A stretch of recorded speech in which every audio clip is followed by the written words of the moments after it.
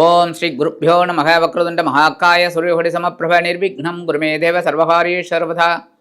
உலகமெங்கும் இருக்கும் நமது ஆன்மீகம் பிளஸ் சேனல் நேயர்கள் அனைவருக்கும் ஜோதிட குருஜியின் இனிய வணக்கங்கள், வாழ்த்துக்கள், ஆசீர்வாதங்கள்.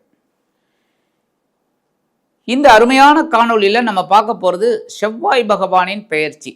சாதாரணமாகவே செவ்வாய் பகவான் ஒரு 40-45 நாள் ஒரு ராசியில் இருப்பார். அவரும் கிட்டத்தட்ட அப்படியே சூரியனோடே இணைந்து வருவார், அப்புறம் கொஞ்சம் தள்ளி போவார், அப்படியே போயிட்டே இருக்கும். அந்த வகையில் இந்த பூமிக்காரகன் மங்களக்காரகனே செவ்வாய் தான். ஆனால் நிறைய பேர் நல்ல நிகழ்ச்சிகள்லாம் செவ்வாய்க்கிழமை செய்ய மாட்டோம். செவ்வாயோ வெறும்பாயோன்னு சொல்லிட்டு நம்ம செய்ய மாட்டோம். ஆனால் இந்த பூமி நமக்கு வீடு கிடைக்கணுங்கிற பாக்கியம் செவ்வாய் பகவான் நல்ல நிலைமையில நம்ம ஜனனகால ஜாதகத்தில் இருந்தால் நமக்கு கண்டிப்பாக அந்த பூமி யோகம் உண்டாகும். அந்த வகையில் இந்த பூமிக்காரகன் மங்களக்காரகன் என்று அழைக்கப்படக்கூடிய செவ்வாய் பகவான் பிப்ரவரி மாதம் 23/2/2026 முதல் 2/4/2026 வரைக்கும் கும்பராசியில் சஞ்சாரம் பண்ண போகிறார். கொஞ்ச காலம் இந்த செவ்வாய் பகவான் சூரியன், ராகு அதோட சேர்ந்து குருவோட பார்வையை பெற்று சஞ்சாரம் பண்ண போகிறார். அந்த வகையில் இந்த செவ்வாய் பகவான் 23/2/2026 முதல் 2/3/2026 வரைக்கும் அவரோட சொந்த நட்சத்திரமான அவிட்டம் நட்சத்திர காலில் டிராவல் பண்ணுறார். அதுக்கப்புறம் 3/3/2026 முதல் 18/3/2026 வரைக்கும் ராகு பகவானின் சதயம் நட்சத்திர காலில் டிராவல் பண்ணுறார். அதே மாதிரி அதுக்கடுத்தபடி பார்த்தீங்கன்னா 19/3/2026 முதல் 2/4/2026 வரைக்கும் குரு பகவானின் பூரட்டாதி நட்சத்திர காலில் டிராவல் பண்ணுறார். அந்த வகையில் இந்த செவ்வாய் பகவான் கும்பராசியில் சூரிய பகவானோட இணைந்தா கூட குருவின் பார்வை வாங்கிறதுனால ஓரளவுக்கு சிறப்பான ஒரு சூழல் கண்டிப்பாக அமையும். அந்த வகையில் இந்த கும்பராசியில் சஞ்சாரம் பண்ணக்கூடிய செவ்வாய் பகவான் ஒவ்வொரு ராசிக்கும் என்னென்ன பலாபலன்களை கொடுக்க போகிறார் அப்படிங்கிறத பற்றி நம்ம இப்போ பார்ப்போம். இந்த காணொலிக்கு போகிறதுக்கு முன்னாடி சப்ஸ்கிரைப் பண்ண அனைத்து இனிய நெஞ்சங்களுக்கும் எங்களது நன்றிகள். சப்ஸ்கிரைப் பண்ணிக்கலையா? சப்ஸ்கிரைப் பண்ணிக்கோங்க. இந்த பதிவை ஃபுல்லாக ஸ்கிப் பண்ணாமல் பாருங்கள், ஷேர் பண்ணுங்கள், லைக் பண்ணுங்கள், கமெண்ட் பண்ணுங்கள். அதேமாரி உங்களோட ஜாதகம் பார்க்கணும் அப்படின்னு விருப்பப்பட்டீங்கன்னா என்னோட வாட்ஸ்அப் நம்பருக்கு வாங்க. அந்த வகையில் இந்த செவ்வாய் பகவான் கும்பராசியில் சஞ்சரிக்கும் காலம் அற்புதமான ஒரு காலம். இந்த பதிவினை நாம் பார்க்கலாம். இப்போ இந்த பதிவுக்கு போகலாமா? அன்பான கன்னி ராசி நேயர்களே, இந்த அருமையான காணொலியில் நம்ம பார்க்க போகிறது செவ்வாய் பகவானின் பெயர்ச்சி. இந்த செவ்வாய் பகவான் உங்களுக்கு சகாயாதிபதி, அஷ்டமாதிபதி. நீங்கள் உங்களுக்கு கொஞ்சம் கஷ்டங்கள் வருது அப்படின்னாலே நீங்கள் பண்ணுற அந்த ஹெவி முயற்சி, நீங்கள் சாதாரணப்பட்ட ஆள் கிடையாது. முயற்சிகளை எடுத்துக்கிட்டே இருப்பீங்க. ஜெயித்தாலும் சரி தோத்தாலும் சரி முயற்சிகளை எடுத்துக்கிட்டே இருப்பீங்க. அதுதான் உங்களுக்கு சில சமயம் உடல் ஆரோக்கியத்தில் பாதிப்பு வரும். எல்லாமே என்னால் செய்ய முடியும் அப்படின்னு இறங்குவீங்க. அதுதான் தப்பு. ஏன்னா சில விஷயங்கள் சில இடத்துல சில நேரங்களில் அப்ளிகபிள் ஆகாது. இப்போ பஸ்ஸில் நம்ம ஏறி உட்காடுறோம், 50 பேர் ஏறி உட்காந்தாலும் 70 பேர் உட்காந்தாலும் டிரைவர் ஓட்டணும். அங்கே கிட்டத்தட்ட ஒரு 20-25 பேருக்கு டிரைவிங் தெரியும். ஏன் 50 பேருக்கே டிரைவிங் தெரியும், ஆனால் ஓட்டலாமா? அதுக்கு அந்த மாதிரி அந்த டிரைவர் ஏறி உட்காந்தா கரெக்டாக இருக்குன்னு ஒரு இது. அதுமாரி நீங்கள் அந்த உடல் ஆரோக்கியத்தில் கவனமாக இருங்க. அந்த வகையில் இந்த செவ்வாய் பகவான் இதுவரைக்கும் உங்களோட பஞ்சமஸ்தானம் அப்படிங்கிற 5ஆம் இடத்துல இருந்துட்டு ஏகப்பட்ட குழப்பத்தை கொடுத்தார். இல்லைன்னு சொல்ல முடியாது. டென்ஷன், உத்தியோகத்தில் டென்ஷன், தொழில் வியாபாரத்தில் டென்ஷன், நிறைய பேருக்கு பாக பிரிவினையே நடந்துடுது. பூர்வீக சொத்துக்கள் பாதியாக பிரிச்சிட்டிங்க.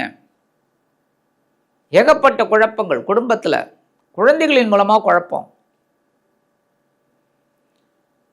அந்த வகையில் இந்த செவ்வாய் பகவான் பஞ்சமஸ்தானத்தை விட்டு விலகி இப்போ எங்கே வரார் அப்படின்னு பார்த்தீங்கன்னா உங்களோட பகை, ருண, ரோகம் அப்படிங்கிற 6ஆம் இடத்துக்கு வரார். அது உபஜயஸ்தானங்களில் ஒன்று.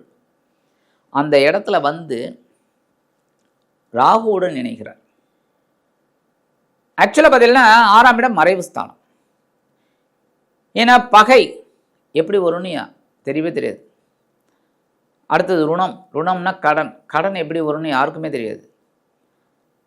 அடுத்து ரோகம். ரோகம்னா வியாதி. வியாதி எப்படி வரும்னே தெரியாது. கரெக்டா? இந்த 3மே எப்படி வரும் அப்படின்னு தெரியாது. அதான் மறைவு ஸ்தானமாக வச்சது. ஆனால் எல்லாத்துக்கும் ஒன்று இருக்குது காரணம். பகை வரக்கூடாதுன்னா வாய் கரெக்டாக இருக்கணும். கரெக்டா? வாய் தான், பேசுகிற பேச்சு தான் சண்டைக்கு. அடுத்து ருணம், கடன். எப்படி கடன் வரும்? அதுக்கு நம்ம தான் காரணம். கடன் வரத்துக்கு நம்ம தான் காரணம். ஏன்னா நம்மளோட தேடல்கள், தேவைகள் அதிகமாக இருக்குது. அப்போ தான் இந்த கடன் அதிகமாகும். அப்போ கடன் அதிகமாகும் போது உடல் ஆரோக்கியம் கெடும். ஏன்னா எப்படி அந்த கடன் அடைக்கிறது? அதுதான் குழப்பமே. ஆக இந்த பகைருண ரோகம் அப்படிங்கிறது 6ஆம் இடத்தை மறைவு ஸ்தானமாக வச்சாலும் உபஜெயஸ்தானங்களில் ஒன்று அப்படின்னு வச்சது. ஜெயிக்கக்கூடிய இடமா அங்கே வச்சது. ஏன் அப்படின்னா அந்த இடத்துக்கு சில கிரகங்கள் வந்து உட்காரும் போது அபரிமிதமான ஒரு முன்னேற்றம் நமக்கு வரும்.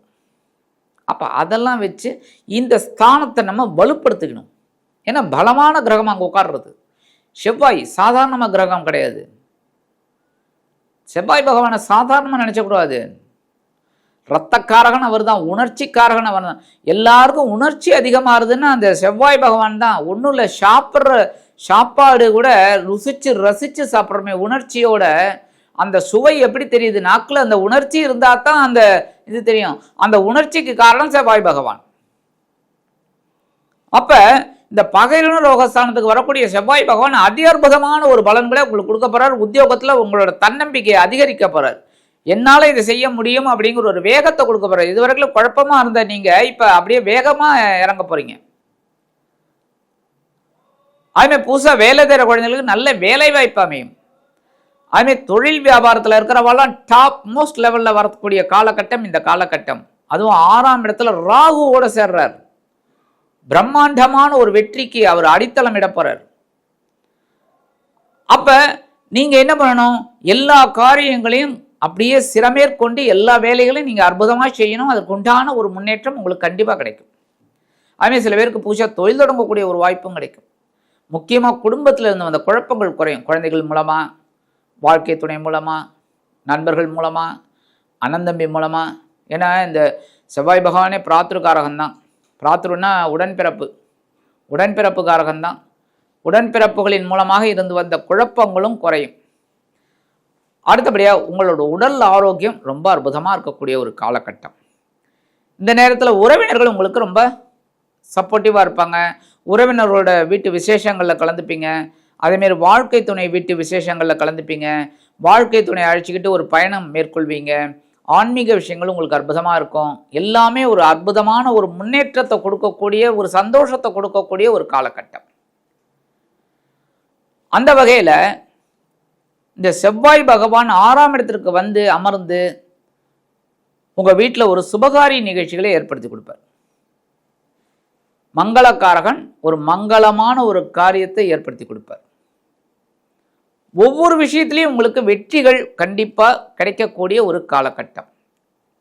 சீருடை பணியாளர்கள் அப்படின்னு சொல்லக்கூடிய காவல், இராணுவம், தீயணைப்புத்துறை, மருத்துவத்துறை, துப்புரவுத்துறை, ஏன்னா இவங்கெல்லாம் இந்த சீருடை பணியாளர்கள், இவங்களுக்கெல்லாம் எதிர்பார்க்கிற அந்த இடமாற்றம், பதவி மாற்றம் எல்லாமே அற்புதமாக கிடைக்கக்கூடிய ஒரு காலகட்டம். சூப்பராக கிடைக்கும். யாருக்காவது சம்பள உயர்வு வேண்டான்னு யாராவது சொல்லுவாங்களே, சம்பள உயர்வோடு அந்த இடமாற்றம் எல்லாமே கிடைக்கும். ரொம்ப நல்ல ஒரு பீரியட் இந்த பீரியட், ரொம்ப அற்புதம். அதே சமயம் இந்த செவ்வாய் பகவானால் உங்களுக்கு நிறைய நன்மைகள் கிடைக்கணும் அப்படின்னா கண்டிப்பாக நீங்கள் செவ்வாய்க்கிழமை இந்த மாற்றுத்திறனாளின்னு சொல்கிறா பார்த்தீங்களா அவங்களுக்கு, அப்புறம் ஆர்ஃபனேஜ், இந்த ஆர்ஃபன் இருக்காங்கன்னா அவளுக்கெல்லாம் ஏதாவது உங்களால் முடிஞ்ச ஒரு ஹெல்ப் பண்ணுறதுக்கு ட்ரை பண்ணணும். அது பண்ணுங்கள். அதுமாரி முருகப்பெருமான் கோயிலுக்கு போங்க, முருகனை மனசார தியானம் பண்ணுங்க. அற்புதமான பலன் உங்களுக்கு கண்டிப்பாக கிடைக்கும். நீங்கள் எடுக்கிற காரியங்கள்லாம் ரொம்ப அற்புதமாக இருக்கும். ஒவ்வொரு விஷயத்துலையும் உங்களுக்கு வெற்றிகள் கிடைக்கும். ஆக இந்த சின்ன பரிகாரம் நீங்க பண்ணினாலே உங்களது சகாயாதிபதியும் அஷ்டமாதிபதியுமான செவ்வாய் பகவான் உங்களது பகை ருண ரோகம் அப்படிங்கிற 6ஆம் இடத்தில் உபஜயஸ்தானங்களில் அமர்ந்து ராகுவுடன் இணைந்து குருவின் 9ஆம் பார்வையை பெற்று அதி அற்புதமான ஒரு முன்னேற்றத்தை கண்டிப்பாக கொடுப்பார் என்று கூறி விடைபெறுகிறேன். நன்றி, வணக்கம். மீண்டும் ஒரு அருமையான காணொலியில் உங்களை அற்புதமாக சந்திக்கிறேன். வாழ்த்துக்கள். வாழ்க வளமுடன்.